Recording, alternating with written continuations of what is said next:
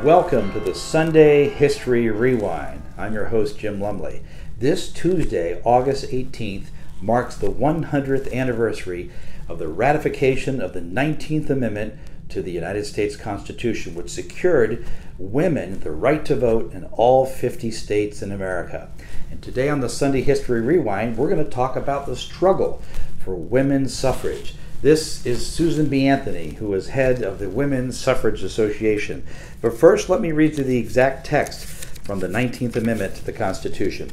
The right of citizens of the United States to vote shall not be denied or abridged by the United States or any state on the account of sex. You see, women were voting in some states around America, primarily out west, like in Wyoming. When they were founded in 1890, the cowboys needed wives. So in their state constitution, they made provisions for women to be able to vote. But that wasn't the case in the rest of the states in the United States of America. And the women's suffrage movement started back before the Civil War. They took a pause because of the Civil War, and they continued afterwards. But what I discovered in my research is there was some racism in the women's suffrage movement. If you look at a typical picture in a women's march, you won't see any women of color, just white women. And that's sad, but I think that was instigated a lot by the jealousy of the fact that in history, because of the 15th Amendment, which was passed in 1870, black men were voting in America before white women were voting. And there was a little bit of resentment in that. In fact, here's a couple of quotes.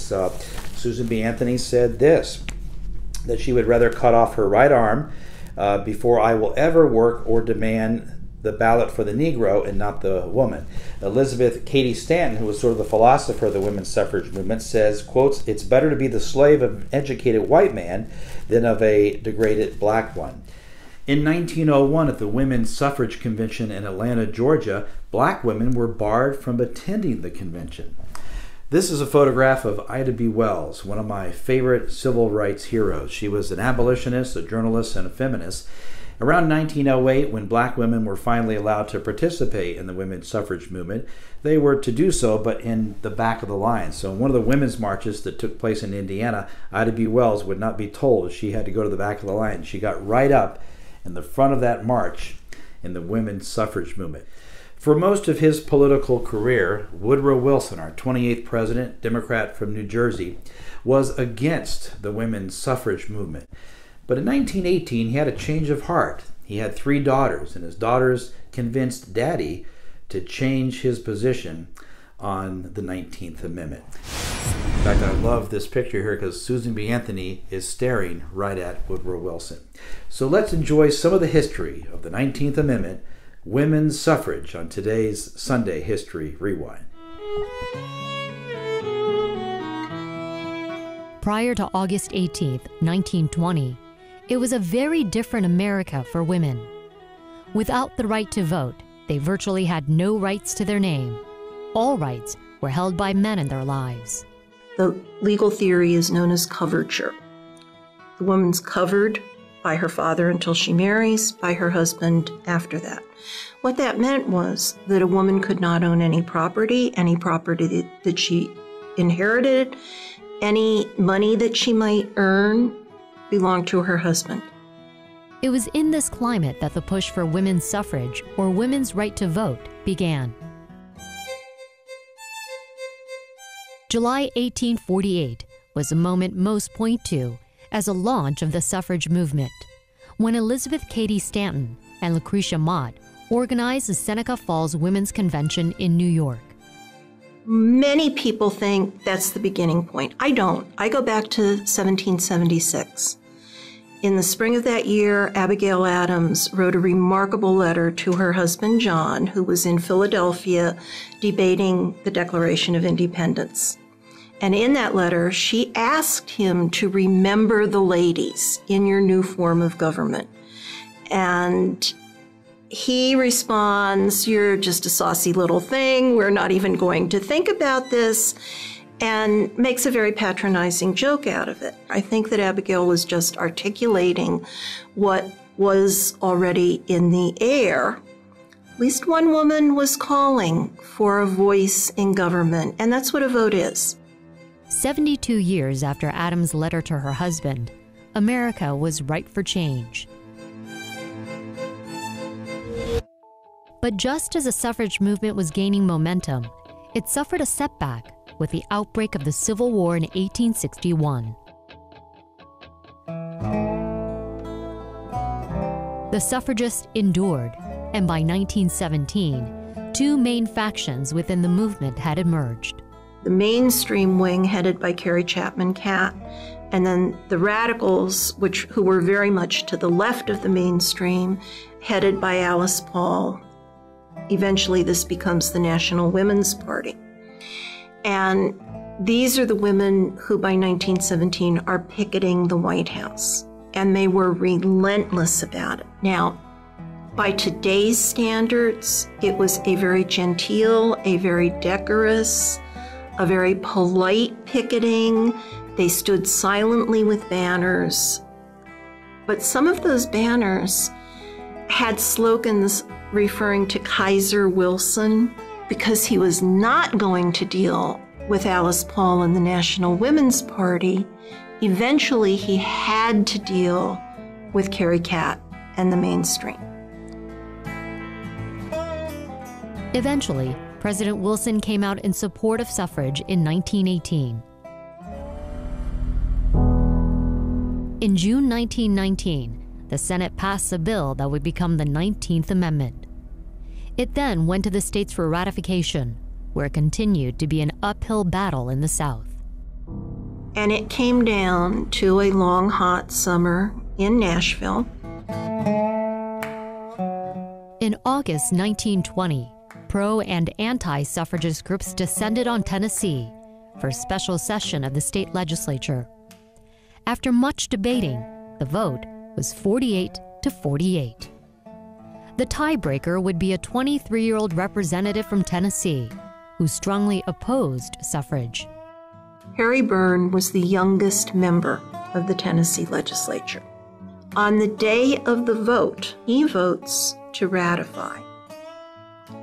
People were shocked, stunned on both sides. Nobody expected Harry Byrne to vote as he did. And there were immediate concerns that he had been bought. What happened to make Harry Byrne change his mind? Byrne had not been bought. He had been persuaded by the most influential woman in his life. In his coat pocket, he had a letter that he had just received from his 80-year-old mother saying, "Be a good boy, Harry, and if it comes down to your vote, help Mrs. Catt put the rat in ratification." Harry Byrne did what his mother asked him to do. With that, Tennessee became the 36th state to ratify, and the 19th Amendment would be constitutional law. It is really impossible to overestimate the importance of the 19th Amendment. Women winning the right to vote in the United States signified the first time, and still the only time in the history of the world, where over half of a nation's population won a fundamental right democratically without the use of any violence. On March 3, 1913, protesters parted for the woman in white. Dressed in a flowing cape and sitting astride a white horse, the activist, Inez Milholland, was hard to miss. She was riding at the helm of the Women's Suffrage Parade, the first mass protest for a woman's right to vote on a national scale. After months of strategic planning and controversy, thousands of women gathered in Washington, D.C. Here, they called for a constitutional amendment granting them the right to vote. By 1913, women's rights activists had been campaigning for decades. As a disenfranchised group, women had no voice in the laws that affected their or anyone else's lives. However, they were struggling to secure broader support for political equality. They'd achieved no major victories since 1896, when Utah and Idaho enfranchised women. That brought the total number of states which recognized a woman's right to vote to 4. A new media-savvy spirit arrived in the form of Alice Paul. She was inspired by the British suffragettes, who went on hunger strikes and endured imprisonment in the early 1900s. Rather than conduct costly campaigns on a state-by-state basis, Paul sought the long-lasting impact of a constitutional amendment which would protect women's voting rights nationwide. As a member of the National American Women's Suffrage Association, Paul proposed a massive pageant to whip up support and rejuvenate the movement. Washington authorities initially rejected her plan and then tried to relegate the march to side streets. But Paul got those decisions overturned and confirmed a parade for the day before the presidential inauguration of Woodrow Wilson. This would maximize media coverage and grab the attention of the crowds who would be in town. However, in planning the parade, Paul mainly focused on appealing to white women from all backgrounds, including those who were racist. She actively discouraged African American activists and organizations from participating and stated that those who did so should march in the back. But black women would not be made invisible in a national movement they helped shape. On the day of the march, Ida B. Wells Barnett, a groundbreaking investigative journalist and anti-lynching advocate, refused to move to the back and proudly marched under the Illinois banner. The co-founder of the NAACP, Mary Church Terrell, joined the parade with 22 founders of the Delta Sigma Theta sorority, an organization created by female students from Howard University. In these ways and more, black women persevered despite deep hostility from white women in the movement, and at great political and physical risk. On the day of the parade, suffragists assembled to create a powerful exhibition. The surging sections of the procession included international suffragists, artists, performers, and business owners. Floats came in the form of golden chariots, an enormous Liberty Bell, and a map of enfranchised countries. On the steps of the Treasury Building, performers acted out the historical achievements of women to a live orchestra. The marchers carried on even as a mob blocked the route, hurling insults and spitting at women, tossing cigars, and physically assaulting participants. The police did not intervene, and in the end, over 100 women were hospitalized. Their mistreatment, widely reported throughout the country, catapulted the parade into the public eye and garnered suffragists greater sympathy. National newspapers lambasted the police, and congressional hearings investigated their actions during the parade. After the protest, the Women's Journal declared, "Washington has been disgraced. Equal suffrage has scored a great victory." In this way, the march initiated a surge of support for women's voting rights that endured in the coming years. Suffragists kept up steady pressure on their representatives, attended rallies, and petitioned the White House.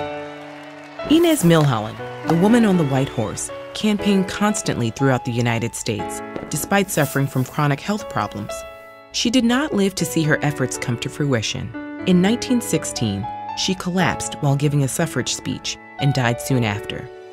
According to popular reports, her last words were, "Mr. President, how long must women wait for liberty?" Though full voting inclusion would take decades, in 1920, Congress ratified the 19th Amendment, finally granting women the right to vote.